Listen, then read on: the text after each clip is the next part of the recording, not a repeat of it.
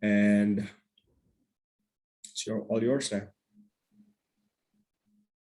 Great. Well, thank you for that introduction. I'll just say Rishi did a much more amazing job at introductions than Carlos did earlier. So you can tell him that I said that. You can tell him that I said that your intro is much better. He's got to pick up his introduction game and when he's moderating later.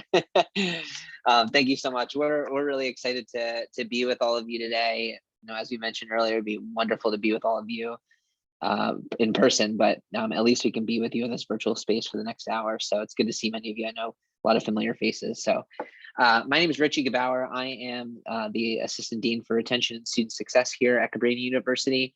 I also serve as the faculty director for our Impact Living and Learning Community, which is our leadership living and learning community. And in my role as Assistant Dean, I oversee the larger learning community program here at the university. And we'll talk a little bit about that program in a couple minutes, and I'll turn it over to my colleagues.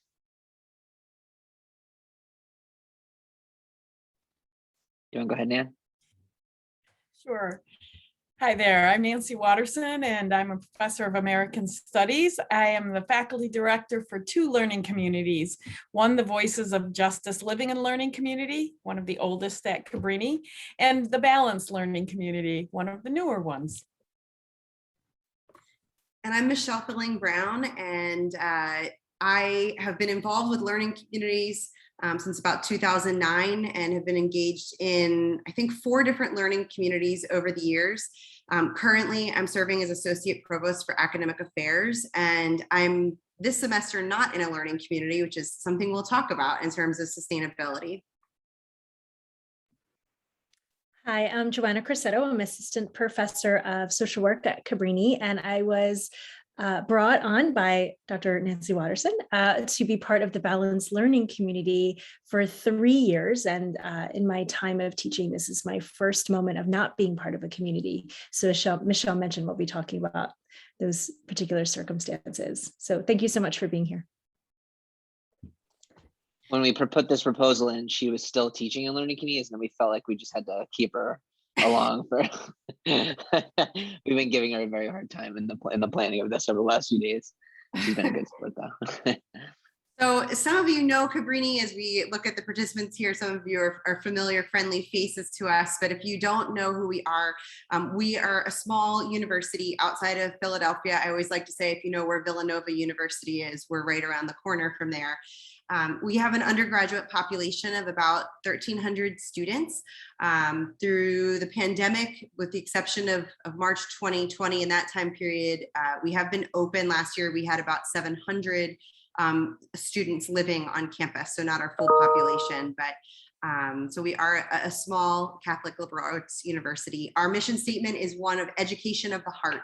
We welcome learners of all faiths, cultures, and backgrounds, and our mission is founded on academic excellence, leadership development, and a commitment to social justice. And that social justice commitment is really infused throughout our learning community program, which is in its 15th year of existence, which seems crazy to me, which means we've all been here at Cabrini for a long time. We have both living and learning communities that have a residential component, as well as learning communities that do not have the residential piece. And this is a first year experience here at Cabrini. And as Richie said, it's housed under his area and is really a collaborative effort by a lot of people on campus on both the sides of academic affairs and student life and residence life and housing.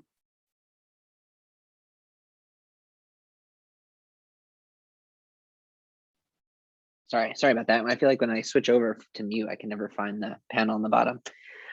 So we're not going to spend a ton of time talking about this best practices model for living learning communities, but I felt like I wanted to at least address it. I'm sure many of you have seen this. If you haven't, then I'll speak very briefly about it. But this was printed in 2018. It was printed from the Living Learning Communities that Work, a research-based model for design, delivery, and assessment by Karen English, Jody Jessup Banger, Mimi Benjamin, and Matt Rosinski. And I won't talk about how this model came to fruition. I don't want to spend our time today doing that, but I will say that though this model wasn't utilized to design our program, we do use this model to continually refine and improve the work that we're doing on our campus. And as you can see, the mortar, which is in this model, which is the mortar between the bricks, which is the assessment piece. We use this model as an opportunity to ensure that we are truly being integrative across all elements and all building blocks of our learning community program. And that we're using that integration as a means for assessment on our campus.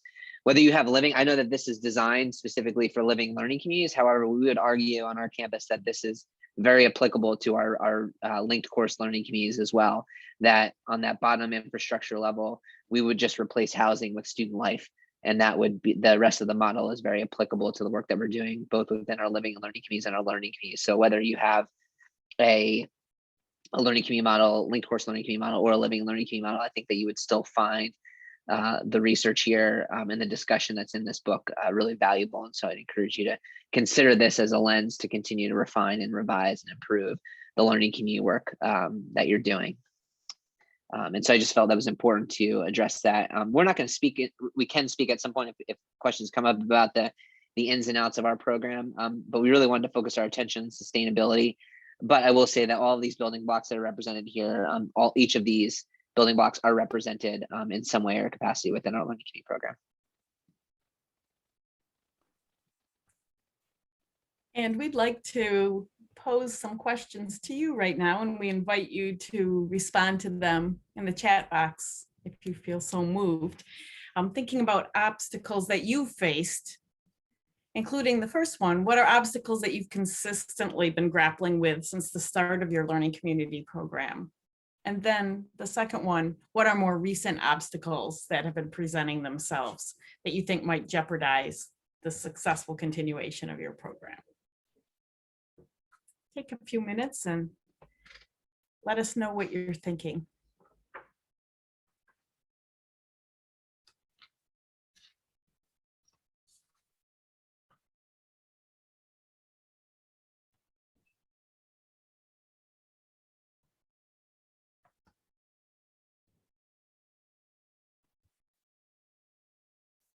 Say a question about sustainability when someone leaves, a question about student interest.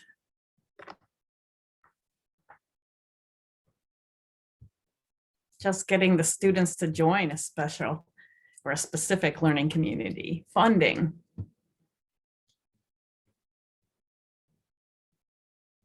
Professional development or the lack thereof, student activities.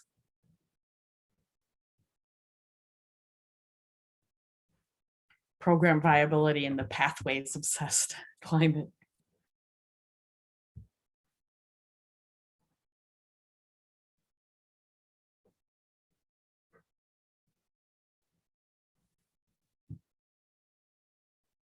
Onboarding new faculty, staff. Why do I even need to be in an NLC? Common questions.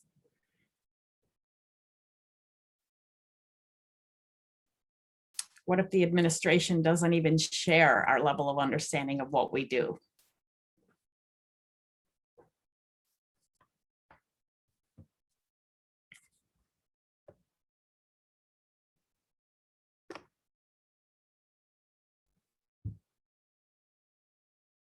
How do you onboard new faculty and new staff, or having to restart them? These are great questions. I think we're going to touch on some of these dilemmas ourselves.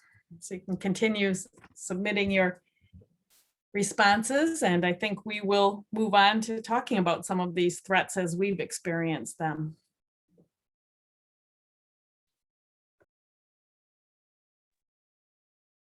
Great. So we're going to start by kind of talking about threats first, and then we're going to kind of start with the negative and kind of shift to the positive. So starting with threats and then moving to strategies to address some of those threats. And some of the things that you've put in the chat box are things that we are also experiencing and grappling with on our own campus. And then there are things that you've shared that maybe we haven't planned to highlight, but we are taking really great notes here on things that you've addressed that maybe we weren't planning to address, but that we can address over the course of our time with you here today. And so the first few, and we'll kind of talk about each of these briefly, but the first is faculty promotion. And there are a few comments in there about faculty leaving or faculty stepping away. And so faculty promotion being one of these opportunities. We obviously want faculty to be moving into administrative roles, especially learning community faculty. And I'm not sure if any of you were at a session in November of 2019 when we were in, I believe, Indianapolis. But Julie Metzger at the Washington Center was talking about how we don't see enough faculty, learning community faculty in particular, learning community administrators moving it beyond middle management, moving into administrative capacities on campuses. And this is something that we want faculty that are teaching and learning communities moving into administration, but at the same time, it is a hindrance in the sense that then those teaching vacancies, those learning community vacancies need to be filled. And so, how do we leverage this administrative shift? So how do we look at it as a positive when faculty move into administrative roles to then champion learning communities at a top level at the institution? But also, how do we then ensure that we have succession plans in place for new faculty to step into those vacancies when they occur? And so we'll be talking a little bit more about that in a few minutes. And another threat that we see is the idea of the tenure and promotion process. So of course, this is specific for faculty who are at universities that offer the tenure process. And I speak to this as one who's experienced this myself. We have this pressure to really have a diverse portfolio up for our tenure review. And although being part of an LC is extremely rewarding and looks great in a portfolio, because of our workloads and because of all the other things that we have on our plate, we often have to stop the LC experience in order to be part of other projects on campus for our service and scholarship, and also for our teaching, to make sure that our portfolio is fully diverse for when we're up for tenure. So that can be a challenge, not necessarily of faculty leaving, but of needing to develop for their tenure and promotion process. Another threat to sustaining learning community programs is when institutions decide to restructure. And I think we're seeing a lot of this across the country right now as institutions are looking at how to be a little bit more lean, how to address financial shortfalls throughout the COVID pandemic. And we might see schools start to restructure. And maybe that means that you are combining schools, you're combining departments, whatever that might look like on your campus. It could impact learning communities, could break up, as we say, break up the band. If there's groups of people who are working collaboratively on learning communities and now suddenly their relationships are fissured based on that restructuring, or maybe it's that restructuring is putting more responsibilities on people's plates. So we have more responsibilities and not enough hours in the day to get it done. And so the learning community piece is the thing that falls by the wayside. So institutional restructuring is another threat.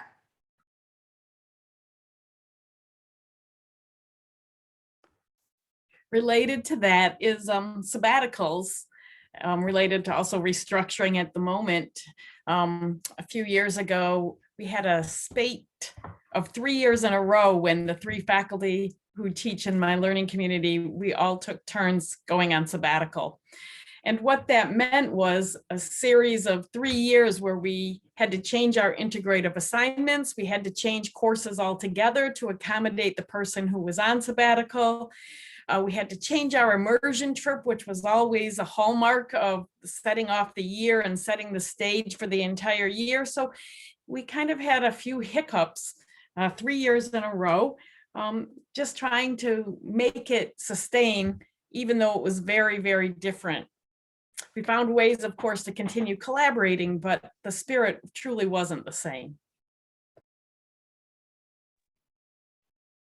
And then just to talk about 4 more possible threats, retirement. And I saw a number of comments in the chat box when Nancy prompted you with 2 questions about faculty turnover. And so retirement being another avenue in which turnover may occur. And so again, how do we ensure that we have a pipeline of faculty that are excited and engaged and willing to step into those vacancies when they occur, so that you don't have to necessarily sunset a learning community that isn't ready to be sunsetted.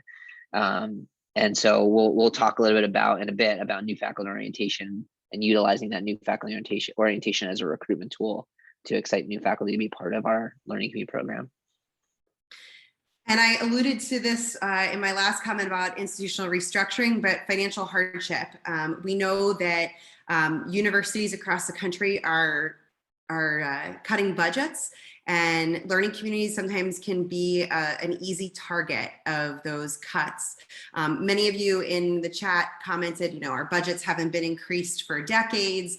And also, how do we entice faculty, right? So if you have a stipend that you're giving faculty, and then, you know, that budget's cut, how do you encourage them to continue to participate? And even if you have some money for co-curricular programming and that money gets eliminated or cut, obviously, we know everything is costing more right now. And so how do you sustain a learning community program if there are not the resources to fund what needs to happen to create a really effective learning community program?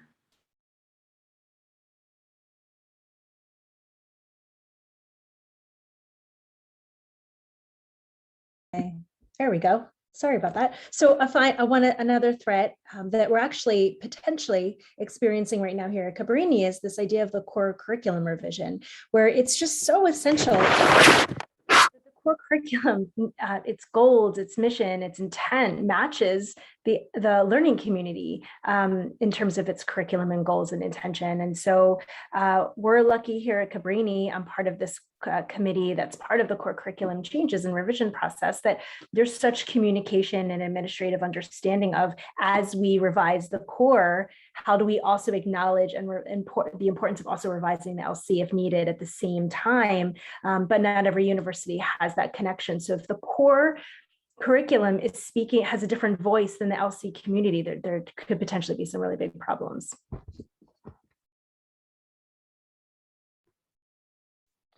So I wanted to talk a little bit about ways in which we can,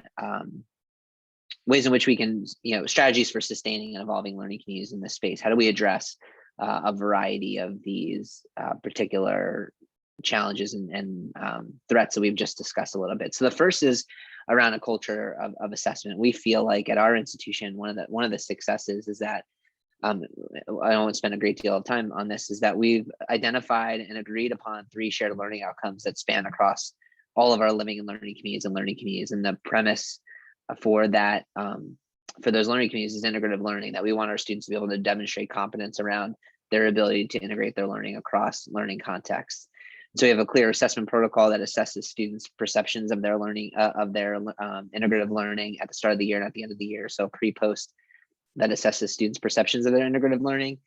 So assessing student perception and then assessing student performance. So at the end of the year, each learning community offers a learning community capstone assignment that is really focused on showcasing their ability to integrate their learning across the various components of their learning community experience, their ability to connect their coursework, connect their learning across courses, between courses and their co-curricular programming, between the residential experience and what's happening in the classroom, that each learning community has the academic freedom to create a prompt, but yet still has parameters that are necessary to ensure that this assignment is consistent across all of our learning communities, so that we can really truly evaluate through an adapted version of AAC and use integrative learning value rubric how we're achieving or how students are demonstrating that competence around integrative learning. And so this culture of assessment really ensures that we can showcase the value added of our learning communities back to our administration, that we can show that these are not only a retention tool, but that there's actually value added learning that's happening in the first year, and that students are then taking those academic skills that they're learning in year 1 into their 2nd, 3rd, and 4th year at the institution, that we're establishing a strong foundation for them around their academic learning as they move into upper class years.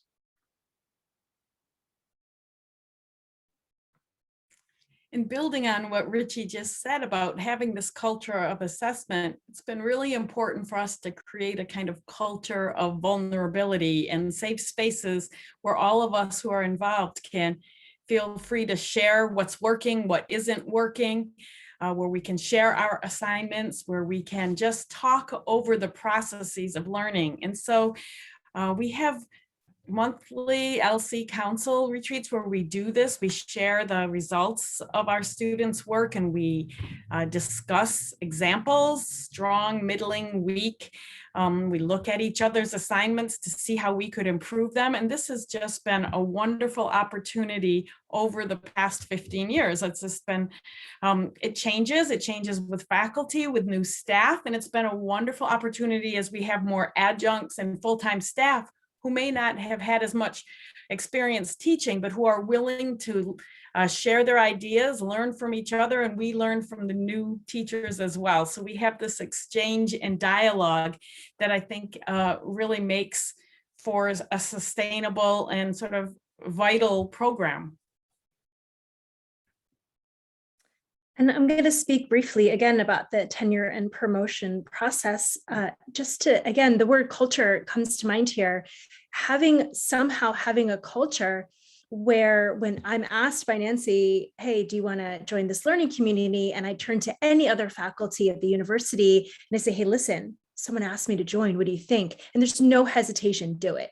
You should absolutely do it. It's fun, it's exciting, and it'll look great for tenure and promotion, right? There's this culture on campus of appreciating the value of the LC community. And I think part of that comes from strong assessment, and part of that comes from administrators knowing and appreciating what we do. And part of that comes from students really enjoying it and seeing the joy that the faculty get from it, and that carries through the students. So it's interesting, I've done both for tenure and promotion. It could be a threat when we need to diversify, but especially around initial recruitment, it can be, with the right culture, it could be something that we really wouldn't hesitate doing. My computer's dying, so I'm shifting here. When we talk about institutional partnerships, and if you go back to that best practices model that I showed earlier, where on that infrastructure level, you see the relationship between academic affairs and student life. I think that's really critical here, but even beyond just those two divisions, thinking about how marketing and communication, how institutional advancement, how enrollment management or enrollment operations, depending on how your institution defines it, establishing really clear and common language about what learning communities are on our campuses, outlining clear expectations when building partnerships, really helping each area to understand what their role is in the larger implementations of learning communities on campus, helping them understand and really training them to be a part of the larger delivery of learning communities on campus.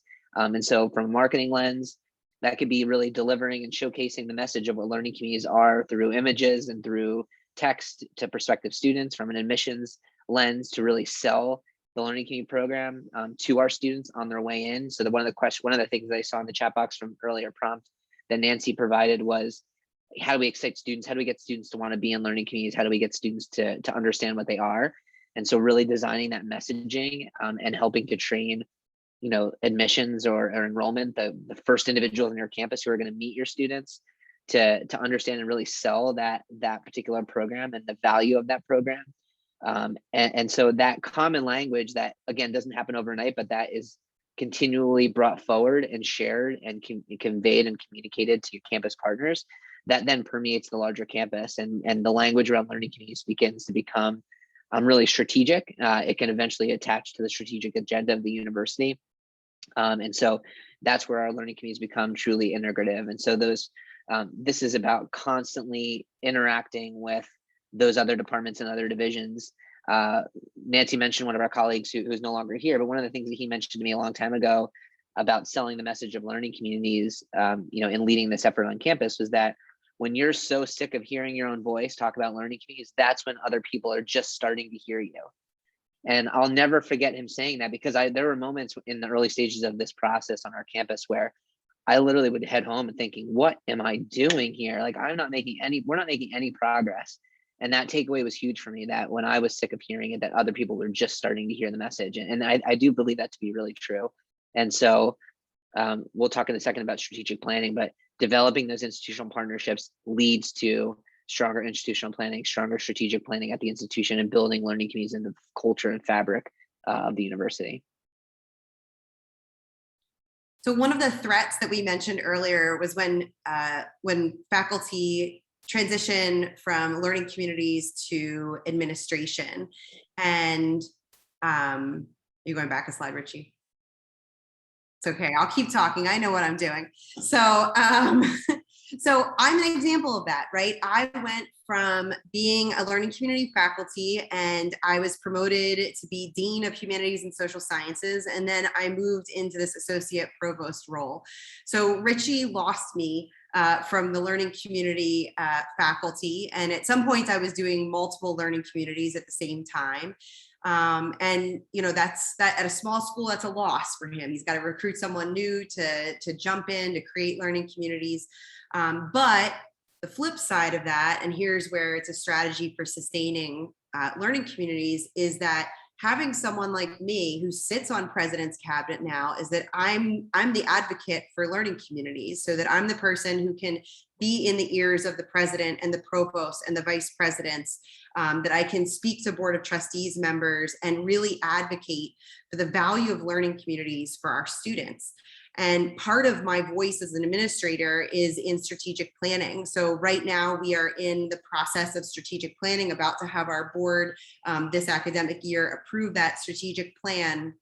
And then also moving towards middle state self-study next year. And so all of these things are really coalescing in, I think, a beautiful way where I can say, you know, learning communities and these high impact experiences for our students, it's based in our mission.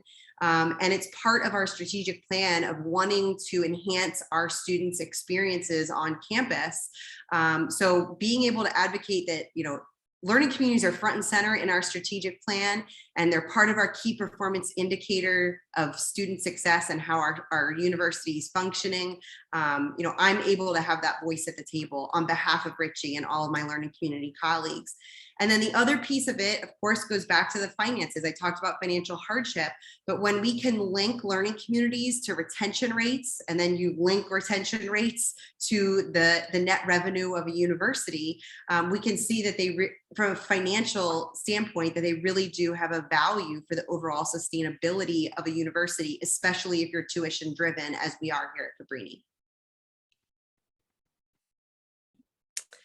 To speak about new faculty orientation, the way it was done for me was there was no talking about the first year experience was integrated in every level of me being oriented to Cabrini as a new faculty member, whether it was through formal presentations around the curriculum and best practices and how we stand out, whether it was talking to individual professors, or even talking to students and saying, hey, are you part of a learning community? It was also, so it was integrated into every single level of my orientation as a new faculty member.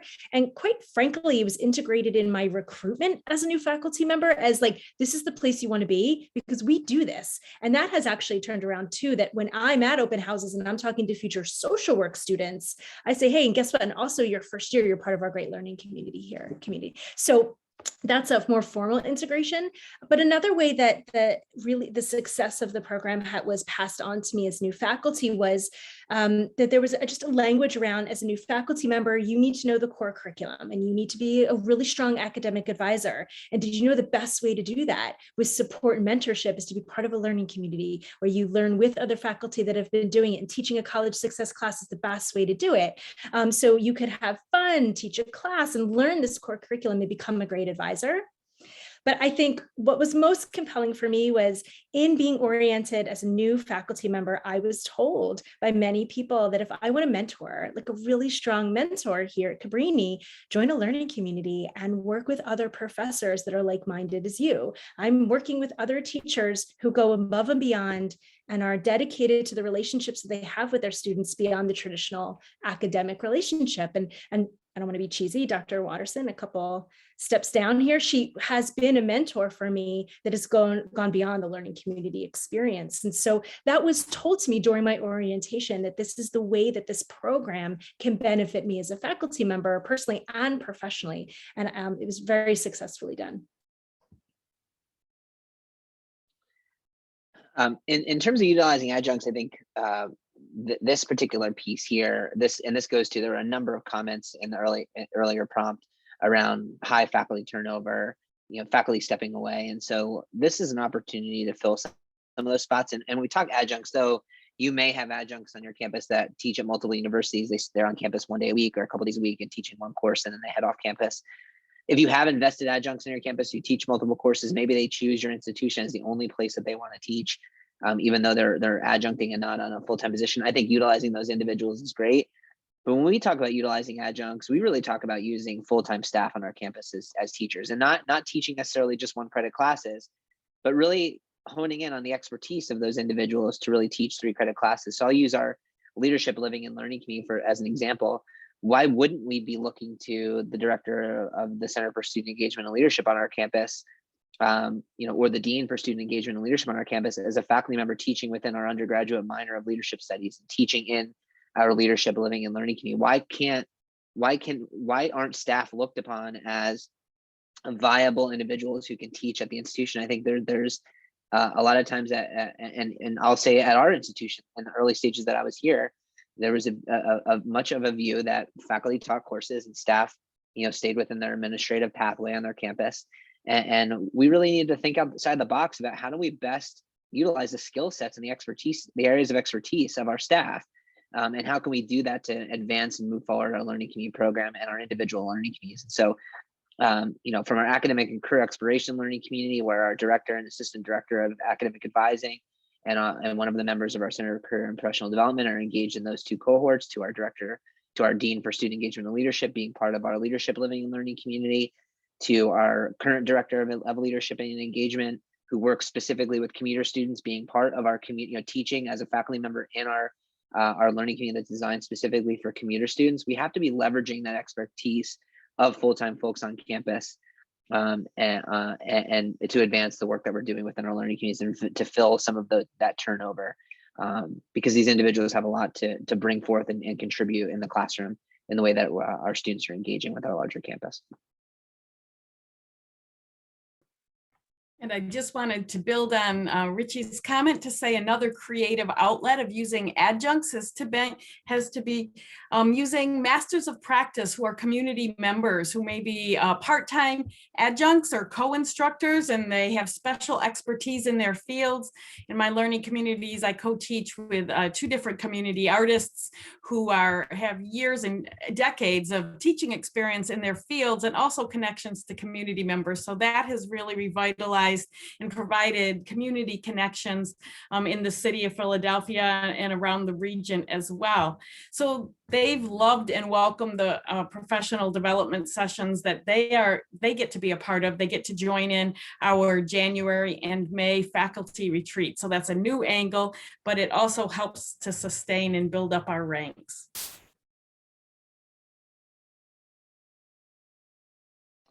So these are the strategies and the threats and the strategies that we've addressed. But I did see a number of things that were included in the chat earlier that weren't on our list, but that I think that we can speak to, and feel free. I'll start with one, but to my colleagues, feel free to jump in with others.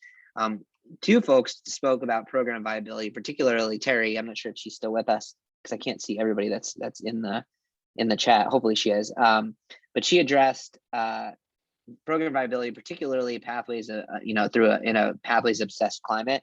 I'm assuming that you're focusing on guided pathways. Is that accurate? You can either say it out loud or yes. Okay. And so, and I know Rachel Singer's in the room as well, and Rachel can chime in here. But we're in the moment. We as a 4-year institution, we're looking at a guided pathways model to pursue a core curriculum revision. And with learning communities built into the fabric of our university, I think what I'm hearing, and this is just anecdotal, so I'm hearing from colleagues at 2-year institutions that I work with in various capacities that for a lot of 2-year institutions, their learning communities and guided pathways are battling for resources rather than being considered as an integrative experience, things, 2 campus initiatives that could really be supporting one another. And so in our pursuit of a possible core curriculum on our campus, one of the things that we're discussing is how do we use guided pathways as an avenue to improve and advance the curriculum of our learning communities? And how do we embed our learning communities effectively into the way in which we design those pathways for our students?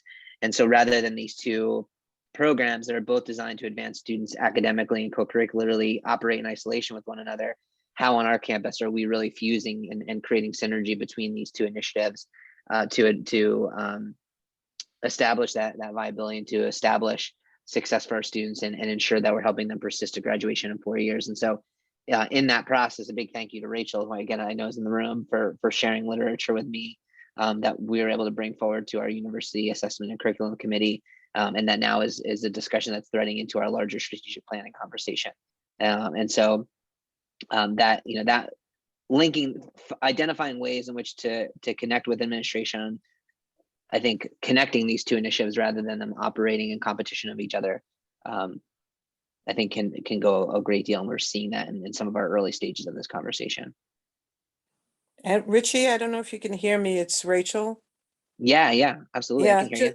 thank you. And thank you for mentioning that. The thing that I'll also say, and you did a good job at making those connections, but the other thing I'll say is that what we talk about all the time in terms of guided pathways, especially in 2-year colleges, is that learning communities done well is the way to operationalize guided pathways. So if you think about how what guided pathways asks of colleges and asks of faculty and asks of students in the entire institution, if they are housed in a learning community, which creates cohorts. So instead of using the word cohort, you use the word, the pathway on which a student is moving through their college.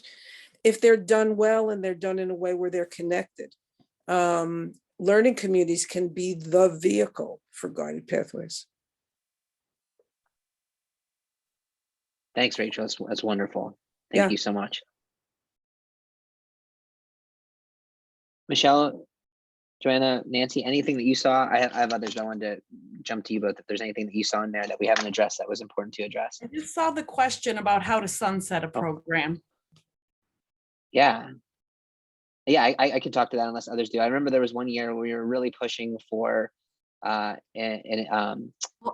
called it Earth. Go ahead, Michelle. I want to clarify who asked that, if we're talking about a singular learning community or an entire learning community program. I think Amy asked the question, right? Amy, I think you were talking maybe about one community. Like one community of many. I don't know if Amy's still with us. Well, go ahead, Richie, start talking about Earth, because that's a great example. Yeah, I was just saying we had one that we were pushing an environmental awareness learning community. We really thought it was going to be this hot learning community that students were going to be really excited about. We just realized 2 or 3 years in that we were pushing it more than students wanted it. And we just decided, and we had a conversation with the faculty of just this wasn't the right fit for the institution at the time. And so I think there's a moment where we have to be honest with ourselves about which learning communities are really attracting our students and which are just not of interest to them. And it's okay to I think give ourselves permission to know that it's okay to sunset a learning community, if it's not occurring, if it's the right time for the institution to do so. Michelle, you saw something that you wanted to address? Yes, but also I guess one more thought on that too is that sometimes we've had to sunset learning communities because all the faculty who are involved all got pulled away at the same time. So maybe someone left the institution, someone's on sabbatical, someone got a promotion, and suddenly there's no one to run it. So sometimes it's a different reason. And sometimes it's not a full sunset. Maybe it's just a pause for a year, right? Until someone, we get the faculty back on board, whether it's the original faculty or someone new to reinvigorate that learning community. So what I was going to say, another theme I was seeing in the chat, and I think this is probably a universal one that is not one when we ask those 2 questions in the beginning, like what are the threats to sustainability that you've always had, and then what are the ones in the more recent time right now. And I saw some commonalities in some people's responses of just kind of the lack of energy and interest both on students and faculty. And I think that part of that is really acknowledging that the past 2 years have been really hard for all of us, right? We've all been asked, there's been a lot asked of us, of our students and of us throughout this pandemic, and that all of us are experiencing trauma, fatigue, stress, And learning communities take an incredible amount of energy and a big part of our hearts to give to our students. And when we are feeling depleted ourselves, it's really hard to do the work that we're doing. And, we're seeing it on our campus now where we're planning events and there's not strong attendance at some of them. And then you see a faculty member feel so defeated, like I put all this energy in and I spent all this money on this amazing speaker and like there wasn't a great turnout. And I think that as all of us across the board, it's going to be a cultural shift for us to be getting back into the swing of things. And how are we going to have to continue to adapt as we're not out of this pandemic and we continue to move through it? And how can we be taking care of ourselves and our students in ways that extend grace and honor struggles we may be having with our mental health and challenges we're all facing? So you're not alone for the people who said that. I know we have about 4 minutes, and so we could take any additional questions. We can keep addressing some of the, in the 4 minutes, we can keep addressing some of the other themes that we saw that maybe we haven't spoken to yet. But we can also, I want to give a second to just open it up to any questions before we did that in our last kind of 4 or so minutes together. And you could either come on, show your face. Love to see you. Any questions from folks about things that we've discussed? I'm curious, you mentioned in your early on about having the shared outcomes across all your across all your learning communities, and you mentioned integrative learning, and I'm wondering what your other 2 shared outcomes are. Yeah, so we have so all 3 are focused on integrative learning. Okay. But one is on, so kind of mirroring. Some of the language is a little bit different, some of it's the same, but mirroring the integrative learning value rubric. We're looking at 3 things. So reflection and self-assessment, we call it connections to self, and then connections to experience. So students' ability to connect their coursework to the co-curricular programming, to their engagement, the larger campus community, to the residential experience that they're having if they are residents. And then connections to discipline and courses. So students' ability to connect content across courses. Sorry, that first one, the reflection and self-assessment, is ability of students to connect their own self-investigation and reflection of self, that kind of metacognitive process, back to their other learning and their other courses as well. So those are the kind of 3 integrative learning outcomes that are shared across all of our communities. Thank you. Absolutely. Yeah, and we have a adapted rubric that we use for our first year students. So if there's anything I can share, Karen, beyond here, just please let me know. It's good to see you.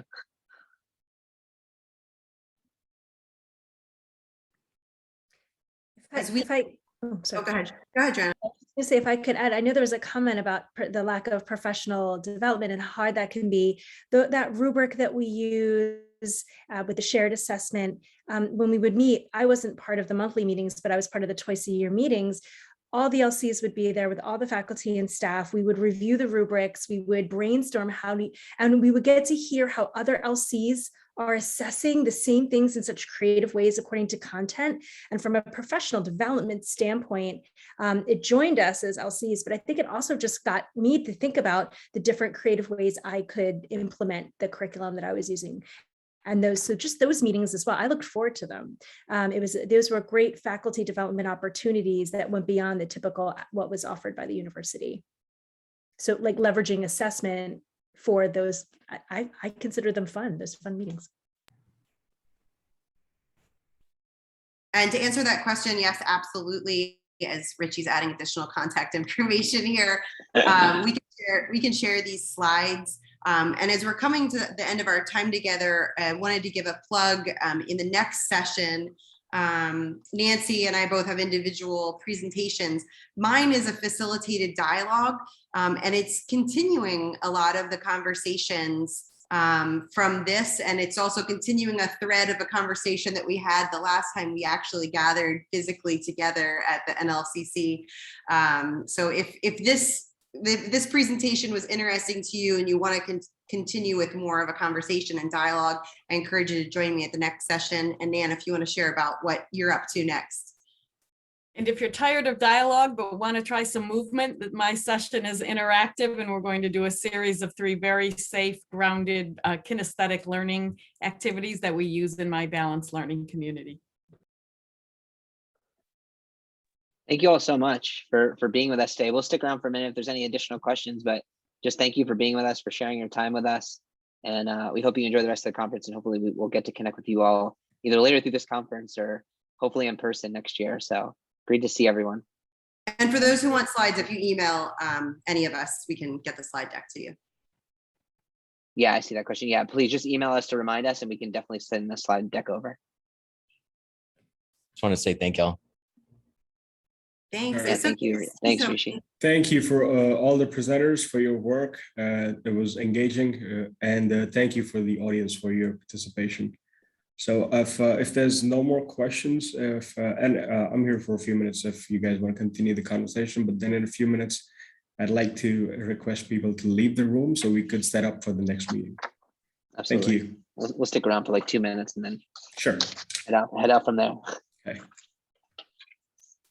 Thanks, Rishi. All right. Great job, everyone. Thank you. Thank you to all 3 of you. I appreciate it. Sorry, I realized I didn't update the last slide. I was like, oh my God, I think I used an old, when I moved it over, I used an old slide and I didn't obviously update it. So sorry about that. Sure. I was actually thinking you were just streamlining it. Oh, Hey, yeah. you can take all the emails. That's fine. It's fine. I'm just going to put your email on it only next time. So Sure. Well, thanks, everybody. Awesome. This is fun. Thanks, everyone. Bye-bye. Definitely. Thanks See again, you all Rishi. soon. Thanks, Rishi. Bye-bye. Thanks, Joe. Take care. No everyone. problem. Michelle was going to be in this room. Hey, Joe, Hey, do you need anything else? no,